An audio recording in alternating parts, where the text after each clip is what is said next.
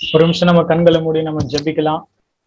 நல்ல பிதாவே, இந்த இரவேளைக்காக நாங்கள் ஜெபிக்கிறோம். இந்த நேரத்துல கூட ஆண்டவரே உம்முடைய வார்த்தை நாங்கள் தியானிக்க போகிறோம்.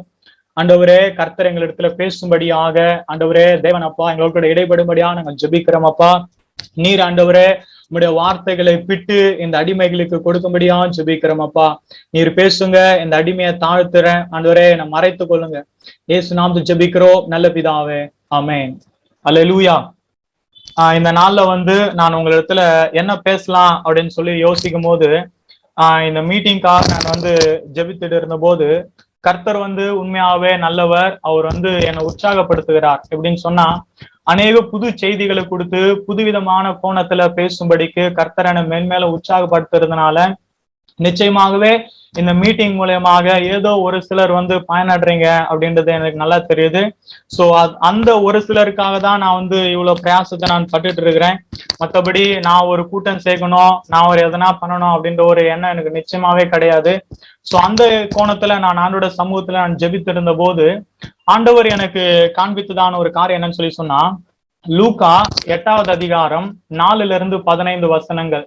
நம்ம எல்லாருக்கும் தெரிந்த ஒரு காரியம் தான். நான் படிக்கிறேன், நீங்க பாருங்க. சகல பட்டணங்களிலும் இருந்து திரளான ஜனங்கள் அவரிடத்தில் கூடின போது அவர் ஓமையாக சொன்னது, விதைக்கிறவன் ஒருவன் விதையை விதைக்க புறப்பட்டான். அவன் விதைக்கையில் சில விதை வழி அருகே விழுந்து மிதியுண்டது. ஆகாயத்து பறவைகள் அதை பட்சித்து போட்டது. சில விதை கற்பாறையின் மேல் விழுந்தது. அது முளைத்த பின் அதற்கு ஈரம் இல்லாததினால் உலர்ந்து போயிற்று.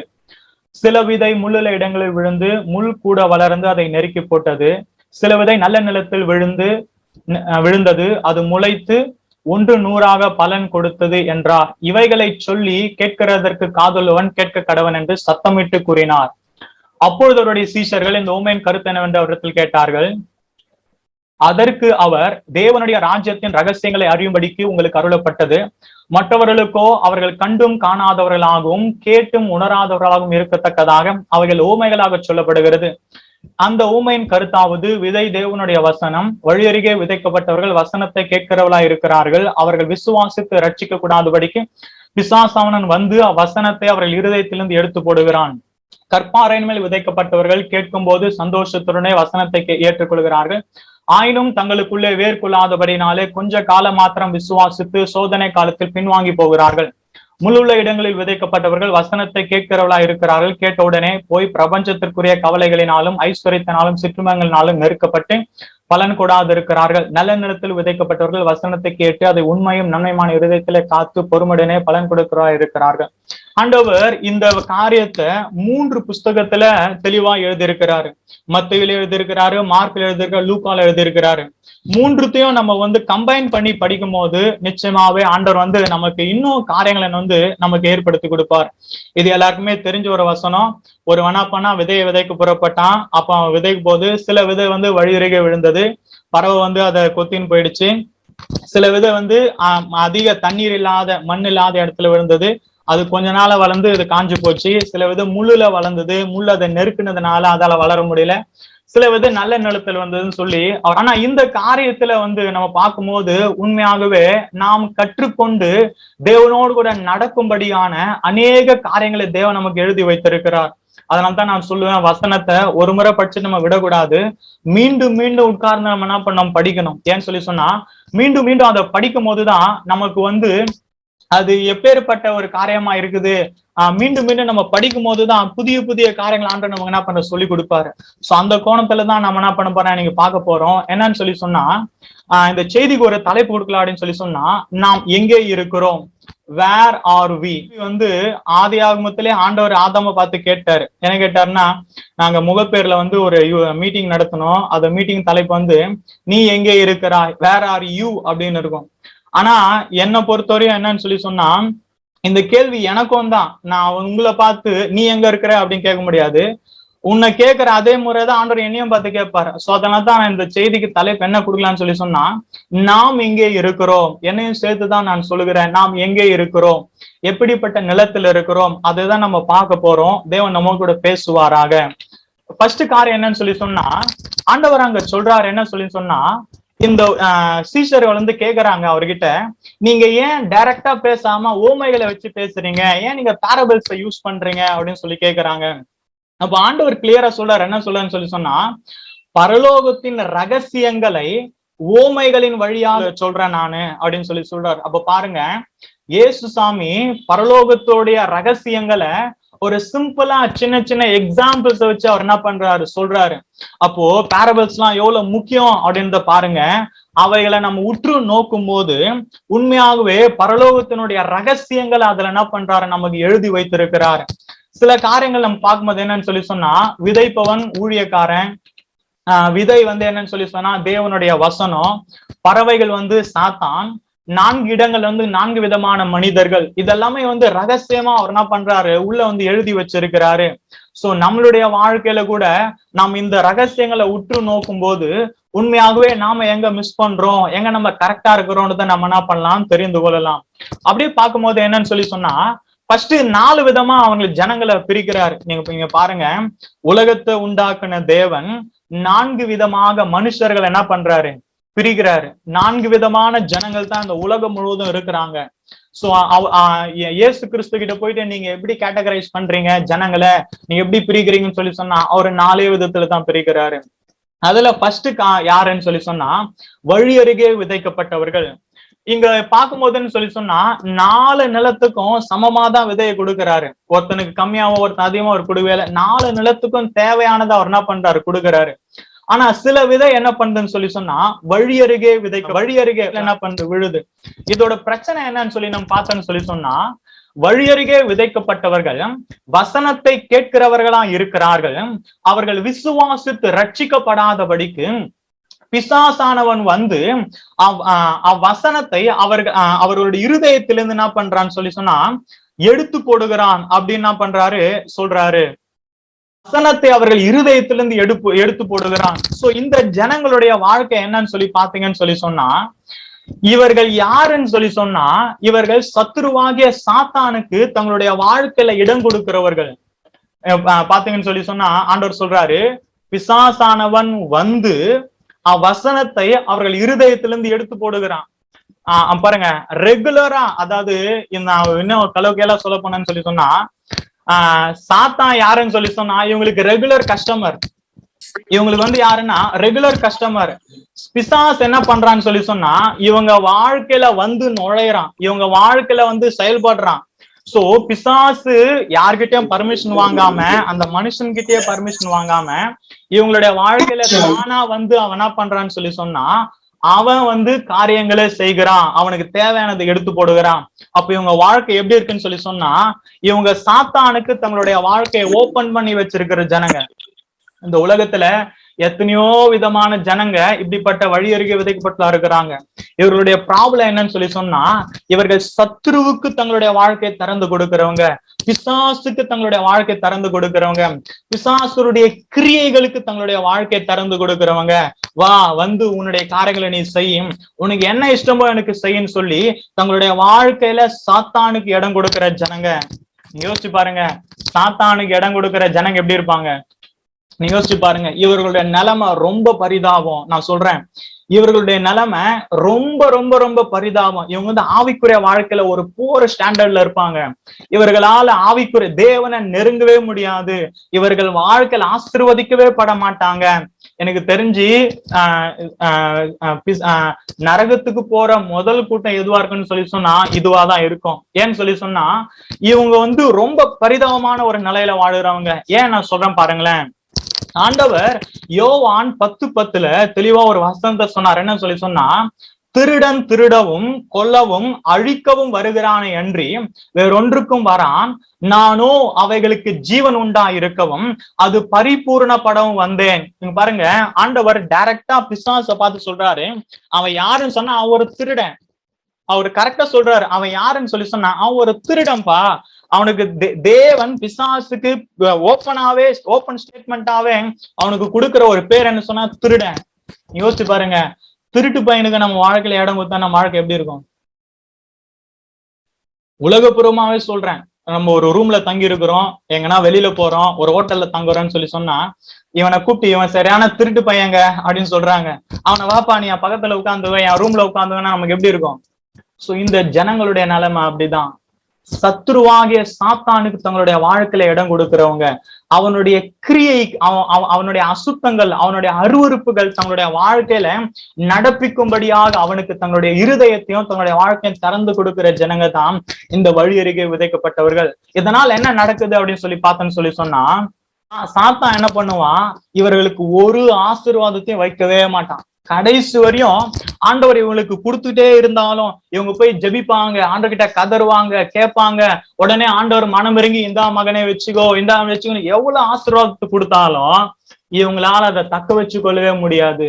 ஏன்னு சொல்லி சொன்னா, இவங்க வாழ்க்கையில சத்துரு வந்து என்ன பண்ணுவான், அது எல்லாத்தையும் திருடிக்கிட்டு போவான். இன்னொரு இதுல சொல்லுது, பறிச்சுக்கிட்டு போயிடுவான் அப்படின்னு சொல்லுது. எப்படி ஒரு திருடன் பேகை பறிச்சுட்டு ஓடுறானோ, எப்படி ஒரு செயினை பறிச்சுட்டு ஓடுறானோ, அந்த மாதிரி பிசாசு என்ன பண்ணுவான், இவர்களுடைய ஆசீர்வாதங்களை பறித்து கொண்டு போகிறானா. எனக்கு தெரிஞ்ச ஒரு நல்ல கதை ஒண்ணு இருக்குது. என்னன்னு சொல்லி சொன்னா, நான் சிம்பிளா சொல்லி முடிக்கிறேன். ரமேஷ்ன்றதான ஒரு பிரதர் என்ன பண்ணாரு, போயிட்டு வீடு வாங்க போனாரு. அதாவது வாடகைக்கு வீடு பார்க்க போனாரு. அப்போ ஒரு வீடு போய் காட்டினாங்க, இந்த வீடு உங்களுக்கு தாங்க அப்படின் போது இவர் ஃபுல்லா பார்த்தாரு. வீடு சூப்பரா இருந்தது, எல்லாம் நல்லா இருந்தது. வாடகை எவ்வளவுன்னு கேட்டா ரொம்ப கம்மியா சொன்னாங்க. ரமேஷ்க்கு ஒரே சந்தோஷம்.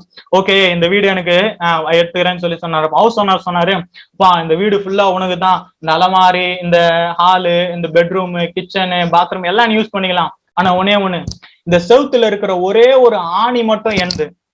ஹவுஸ் ஓனர் சொன்னார், இந்த ஒரே ஒரு ஆணி மட்டும் எந்து அப்படின்னு சொல்லி சொன்னாரு. ரமேஷ் பார்த்தாரு, ஓகே இந்த ஒரு ஆணி தானே நீயே வச்சுக்கோ அப்படின்னு சொல்லிட்டு என்ன பண்ணிட்டாரு, அட்வான்ஸ் கொடுத்துறாரு, எல்லாம் ரெடி பண்ணிட்டாரு.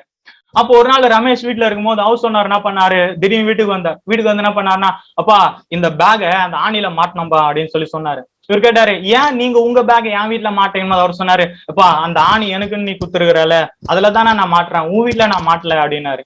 சரி மாட்டீங்கன்னா அவன் பேக் மாட்டிட்டு போயிட்டான். இவர் பார்த்தா, என்னடா இவன் பேக் மாட்டிட்டு போயினுக்கிறானேன்னு சொல்லி பார்த்தாரு ரமேஷ். 2 நாள் கழிச்சு அவர் என்ன பண்ணாரு, ஒரு கருவாடு வாங்கிட்டு வந்தாரு அந்த ஆணில மாட்டுறதுக்கு. இப்ப சண்டை போட்டான், யோ கருவாடு நாத்தடிதியா, இதை போய் நீங்க மாட்டுறேன் போது அவன் சொன்னான், நீ என்ன பண்ண, வீடு வந்து வாடகைக்கு வரும்போதே எனக்கு அக்ரிமெண்ட்ல நீ சொன்ன இந்த ஆணி எந்தன்னு சொல்லி என் ஆணில நான் எதை மாட்டினா உனக்கு என்ன அப்படின்னாரு. கருவாடுல அவன் மாட்டிட்டான். அவன் என்ன பண்ணிட்டான், போயிட்டான். நாத்தம் பொறுக்க முடியல, வீட்டுல உட்கார முடியல. 2 நாள் கழிச்சு என்ன பண்ணானா, ஒரு பெரிய பணத்தை தூக்கிட்டு வந்தான் அந்த ஆணில மாட்டுறதுக்கு. சோ இப்படிதான் சத்துருவானவன் கூட, இப்படிதான் பிசாசானவன். நம்ம அவனுக்கு கொஞ்சம் இடம் கொடுக்கும் போது அவன் முதல்ல உள்ள வருவான். அப்புறம் அவன் என்ன பண்ண, கொஞ்சம் இடம் கொடுத்து கடைசியில நம்மளுடைய வாழ்க்கைய நாத்தடிக்கிற மாதிரி, நாரி போகிற மாதிரி அவன் என்ன பண்ணுவான், காரியங்களை மாத்திடுவான். சோ பிசாசுக்கு, அவனுடைய கிரியைகளுக்கு நம்மளுடைய வாழ்க்கையில நம்ம ஒரு நாளும் இடம் கொடுக்கவே கூடாது. சோ அதுதான் அருகே விதைக்கப்பட்டவர்கள். இவர்கள் எப்படிப்பட்டவர்கள் சொல்லி சொன்னா, பிசாசு இவர்களை ஆளுகை செய்வான்.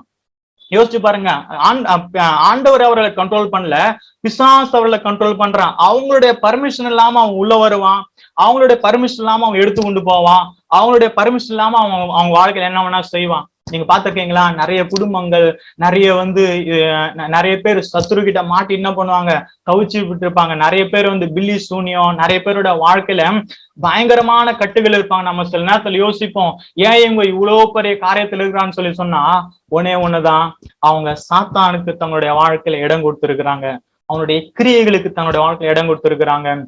அவன் வந்து என்ன பண்ணிட்டான், அவங்க என்ன பண்ணிட்டான், மோசம் போக்கிட்டான். சோ நாம இந்த காரியத்துல ஜாக்கிரதையா இருப்போம். 2வது காரியம் என்னன்னு சொல்லி சொன்னா, கற்பாறையின் மேல் விதைக்கப்பட்டவர்கள். சோ இவர்கள் யாருன்னு சொல்லி சொன்னா, கர்த்தர் சொல்றாரு, கற்பாறை மேல் விதைக்கப்பட்டவர்கள் கேட்கும் போது சந்தோஷத்துடனே வசனத்தை ஏற்றுக்கொள்கிறார்கள். இவர்களுக்கு ஒரே சந்தோஷம். ஆண்டவர் வசனத்துக்கு தோணியம், ஓகே ஆண்டவர் நம்ம கிட்ட பேசுறாரு, நம்முடைய ஜபத்தை கேட்கிறாரு, நம்மள ஆசீர்வதிக்கிறாரு, இவங்களுக்கு ரொம்ப ரொம்ப சந்தோஷம். ஆனா இவரோட பிரச்சனை என்னன்னு சொல்லி சொன்னா, இவர்களால ரொம்ப காலம் தாக்கு பிடிக்க முடியல ஆவிக்குரிய வாழ்க்கையில. இந்த ஸ்டேட் இருக்கிறவங்க கூட நிறைய பேர் என்ன பண்றாங்க, கிறிஸ்துவ வாழ்க்கையில இருக்கிறாங்க. அவங்க என்னன்னு சொல்லி சொன்னா, கோயிலுக்கு உற்சாகமா வருவாங்க, உற்சாகமா ஆராதனை பண்ணுவாங்க, எல்லாத்துலயும் உற்சாகமா இருப்பாங்க.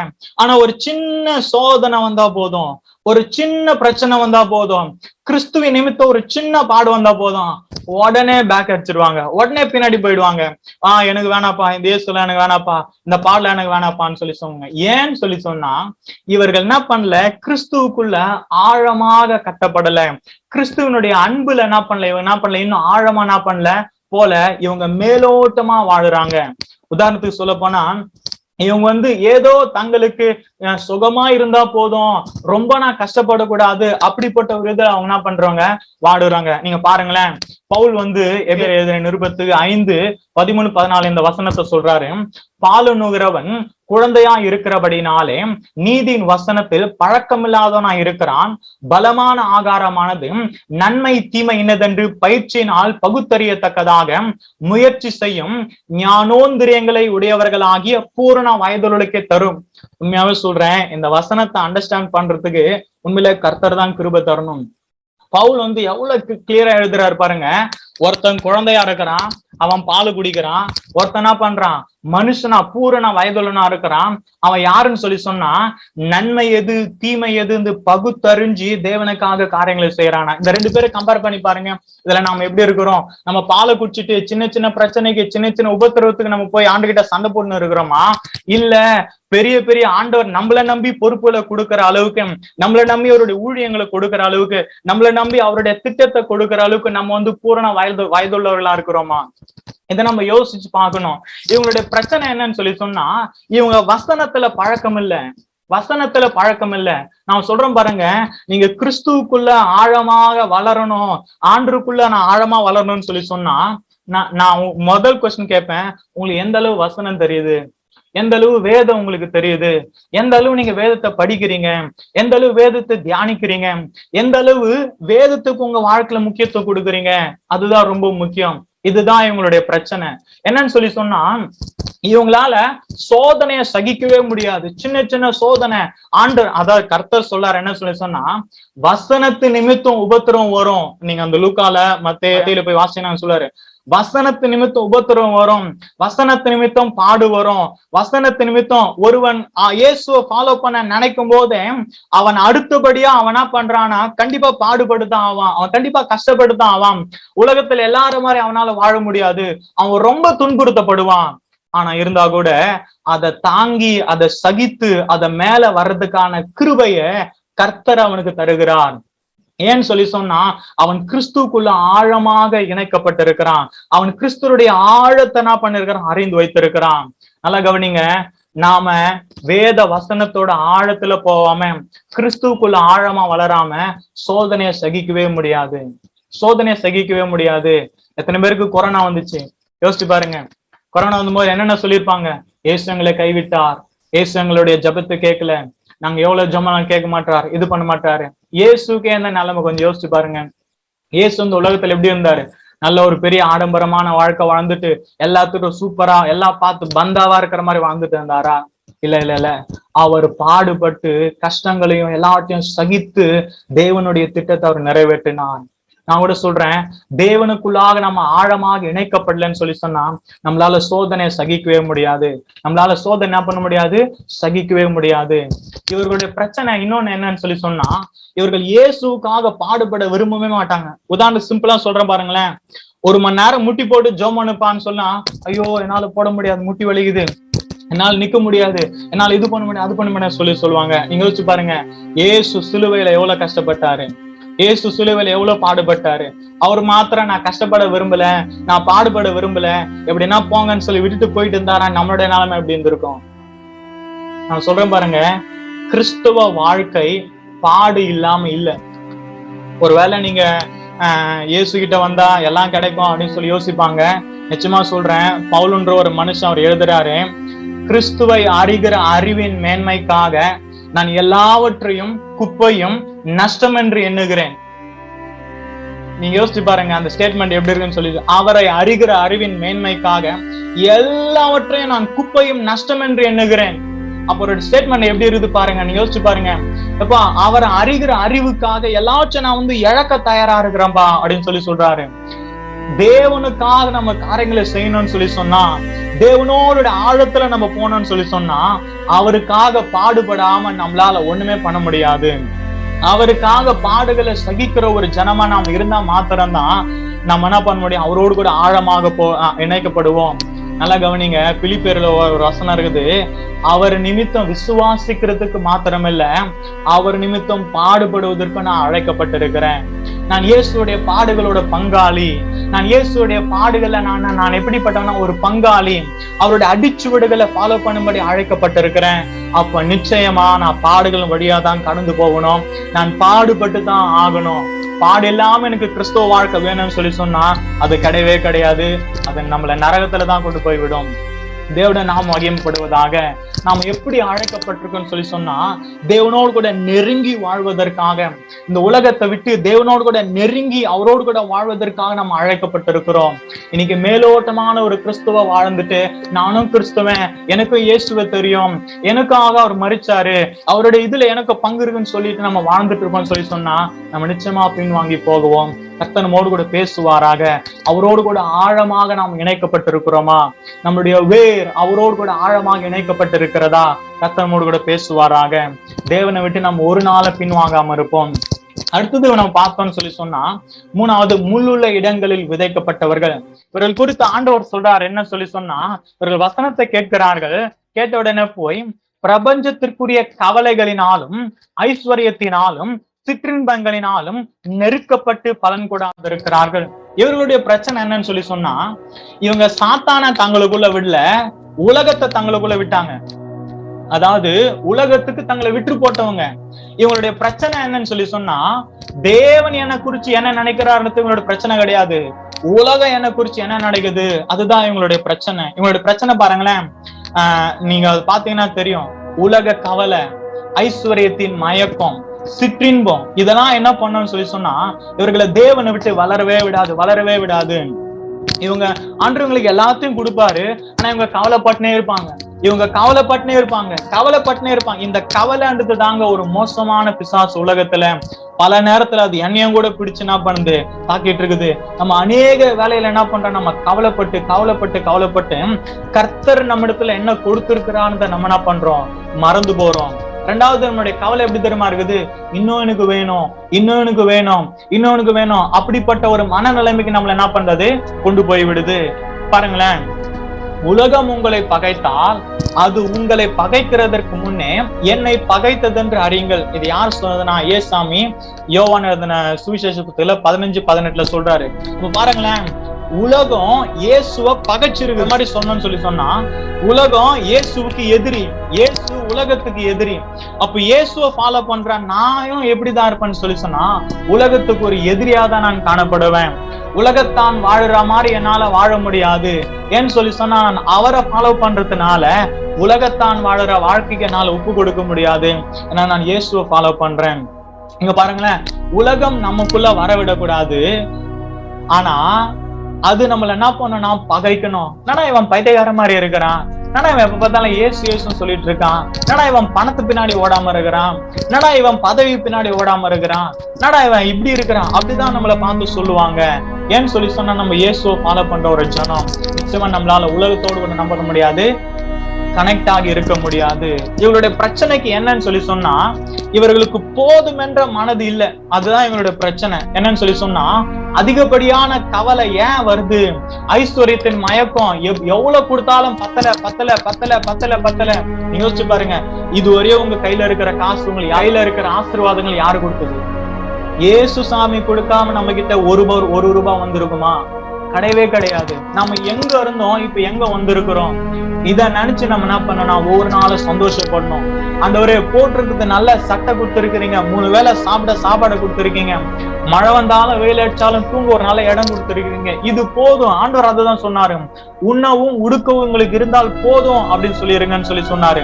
அதுக்குதான் என்னன்னு சொன்னா போதுமென்ற மனது, அந்த மனது நமக்கு என்ன பண்ணோம், தேவை.